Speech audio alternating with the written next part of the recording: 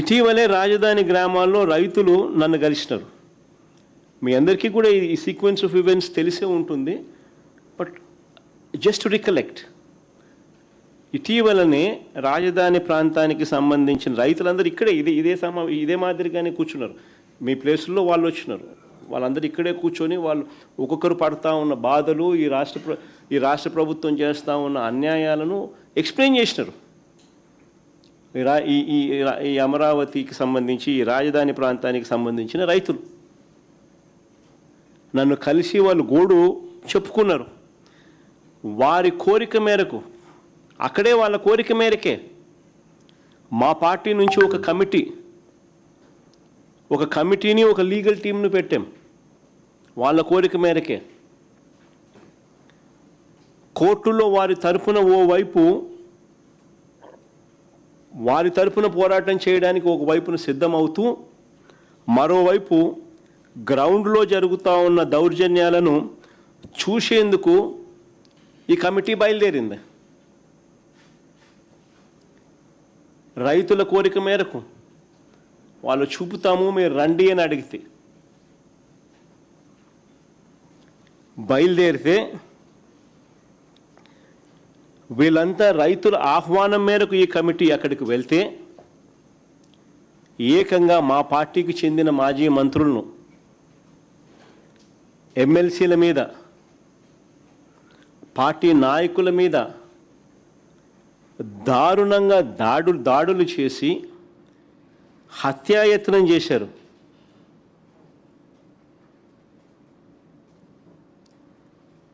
కారద్దాలు పగలగొట్టారు, రాళ్ళు విసిరినారు.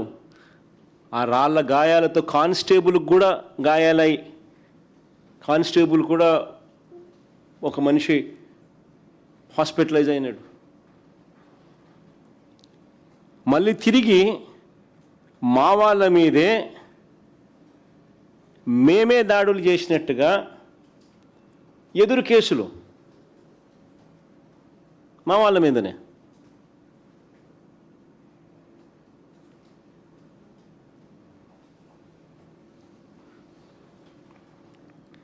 నేను అడుగుతా ఉన్నా, మన కళ్ళ ఎదుటే కనిపిస్తూ ఉన్నా.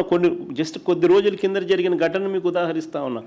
ఈ 2 సంవత్సరాలలో ఇంక చెప్పుకుంటూ పోతే ఇట్లాంటి ఇన్ని కనిపిస్తాయి, ఇలాంటి ఘటనలు.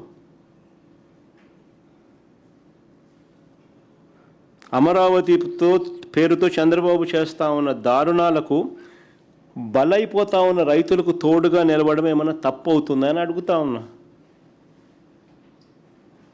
అదేమైనా తప్ప అని అడుగుతా ఉన్నా. భూములు ఇవ్వని వారిని, చంద్రబాబు నాయుడు గారికి భూములు ఇవ్వని వారిని భూసేకరణ నోటీసుల పేరుతో వేధించడం, వారి పొలాలకు వెళ్ళే మార్గాలను ధ్వంసం చేయడం, ఈ రైతుల పొలాల్లో అక్రమంగా మట్టి తవ్వి దోపిడీ చేసేయడం,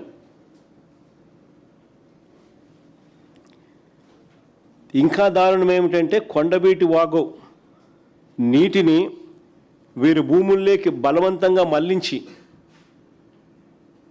వాళ్ళ భూముల చుట్టూ నీళ్లు నింపేసి చివరకు గత్యంతరం లేని పరిస్థితిలో వాళ్ళు దాన్ని వదిలేసుకునే పరిస్థితి క్రియేట్ చేసే కార్యక్రమం రాష్ట్ర ప్రభుత్వమే చేస్తే, నిజంగా విలన్లు అనేవాళ్ళు ఎక్కడో సినిమాల్లో ఉండరు. చంద్రబాబు గారు రూపంలోనే ఇక్కడే కనిపిస్తూ ఉన్నారు.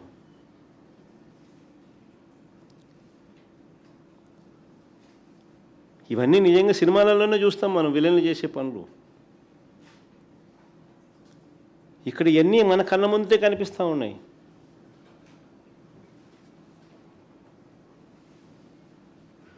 మరి ఇవన్నీ దారుణాలు కావా అని అడుగుతా ఉన్నా. దాడులకు గురైన మా మాజీ మంత్రులు, ఎమ్మెల్సీలు, మా పార్టీ నాయకులు వీళ్ళందరినీ ఏమంటున్నారు? రౌడీ షీటర్లు అంట వీళ్ళంతా. మా పార్టీ మంత్రులు, మా పార్టీ ఎమ్మెల్సీలు, మా పార్టీ నాయకులు ఎవరైతే రైతులకు సంఘీభావం తెలుపుతూ అక్కడికి వెళ్ళినారో వాళ్ళంతా రౌడీ షీటర్లు అంట. దాడి చేసింది నువ్వు, కొట్టింది నువ్వు, కొట్టించింది నువ్వు, రాళ్ళు వేసింది నువ్వు, కారద్దాలు పగలు కొట్టింది నువ్వు,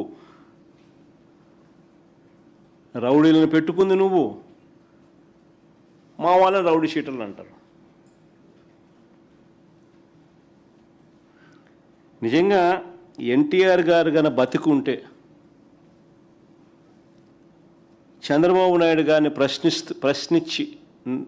ప్రశ్నించేంత సమయం ఆయనకు ఉండింటే ఆయన కూడా రౌడీ షీటర్ అని ఇందులో. ఎన్టీఆర్ గారైనా అంతే, లక్ష్మీపార్వతి గారైనా అంతే. ఎవరైనా ఆయన ప్రశ్నిస్తే రౌడీ షీటరే.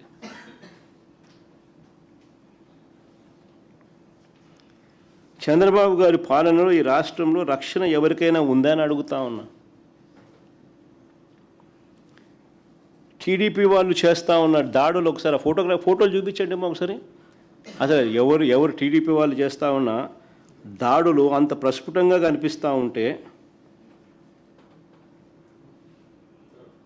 రాళ్ళు విసురుతా ఉన్న కిరణ్, టీడీపీ గుండా రాయపూడి కిరణ్. కానీ నెక్స్ట్ ఫోటో మామ, ధ్వంసమైన కారు,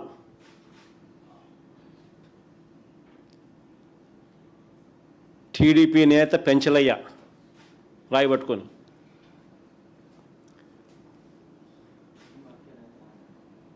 మట్టి మాఫియా నేత నాగరాజు,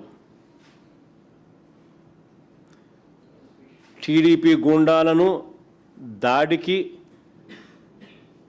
పురికొలుపుతున్న లోకేష్ అనుచరుడు ముమ్మిడి సత్యనారాయణ.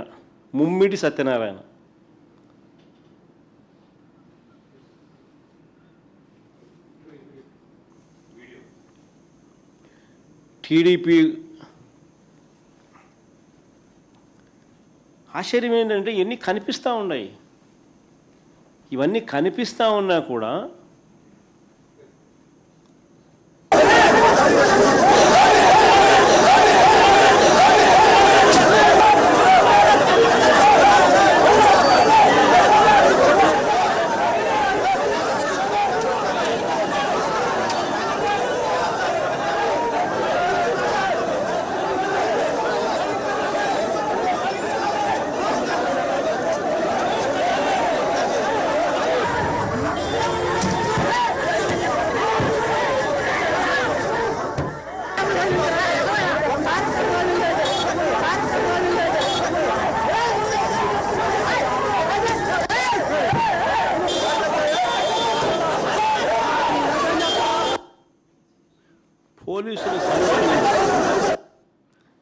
పోలీసుల సమక్షంలోనే రాళ్ళు పట్టుకొని దాడులు చేస్తూ ఉన్నారు, కారు బగలు కొడుతూ ఉన్నారు. అన్ని పోలీసుల సమక్షంలోనే జరుగుతూ ఉన్నాయి. చివరికి ఒక పోలీస్ కానిస్టేబుల్ కూడా ఈ దాడిలో పాపం దెబ్బలు తగిలినాయి, హాస్పిటలైజ్ అయినాడు. అట్లాంటిది తిరిగి మా వాళ్ళ మీదనే తప్పుడు కేసులు ఎందుకు పెడతా ఉన్నారు? అంటే అదేమన్నా పాకిస్తానా, అదేమన్నా బార్డర్, అదేమన్నా ఎందుకు మా వాళ్ళ మీద కేసులు పెడతా ఉన్నారు? తప్పు చేసేది మీరు, కేసులు మా వాళ్ళ మీద పెడతా ఉన్నారు. నిజంగా కొందరు పోలీసులు పొలిటికల్ ఏజెంట్లుగా పని చేస్తూ ఉన్నారు అన్నదానికి ఇవన్నీ నిదర్శనాలు.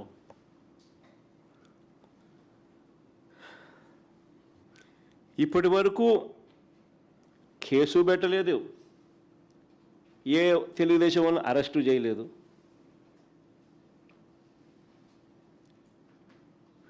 కళ్ళ ముందరే కనిపిస్తుంది, రాళ్ళతో కొడతాడు పోలీసు ఆయన నివారిస్తున్నాడు, అయినా కానీ ఇట్లా అంటున్నాడు, కొడుతున్నాడు.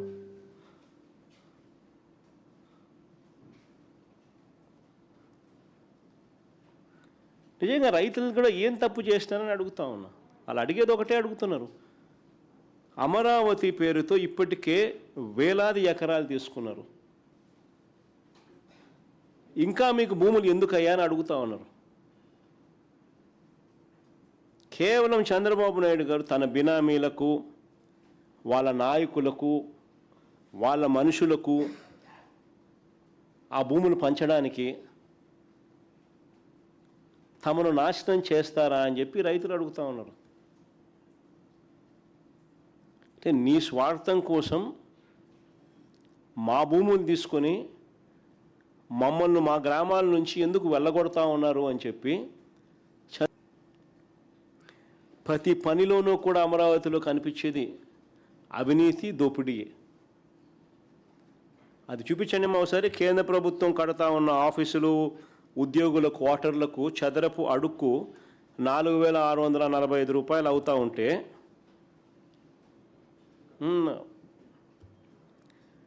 కేంద్ర ప్రభుత్వం